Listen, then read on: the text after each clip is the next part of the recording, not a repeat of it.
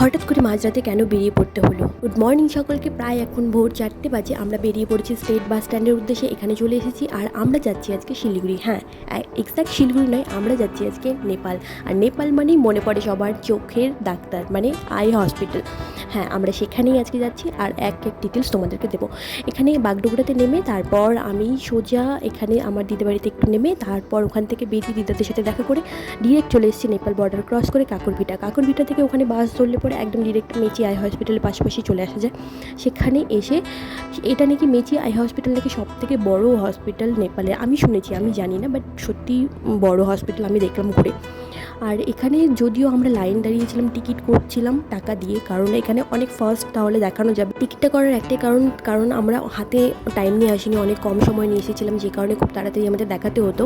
আর এখানে টিকিটের দাম খুব বেশি নেয়নি, নেপালি টাকায় নিয়ে 600 টাকা আর ইন্ডিয়ান টাকায় আমাদের হচ্ছে 375 টাকা, মানে একজনের। অনেকেই হয়তো ভাববে যে টাকা দিয়ে টিকিট করার পর সেখানে হয়তো স্পেশাল ট্রিটমেন্ট হবে, আর যারা নর্মালি দেখাবে তাদের হয়তো ট্রিটমেন্ট সেরকম হবে না, কিন্তু না, এখানে সব সমান। কিন্তু এটা হচ্ছে আগে, মানে পরপর এদেরকে তাড়াতাড়ি একটু ফার্স্ট দেখানো হয়, যারা এমার্জেন্সি থাকে তারা এটাতে করে। আর যারা হচ্ছে নর্মাল দেখাতে যাদের হাতে সময় আছে তারা ওইখানে অনেকক্ষণ ধরে অনেক লম্বা লাইন ধরে তারা দেখিয়ে নেয়, কিন্তু ট্রিটমেন্ট সবার এক হয়।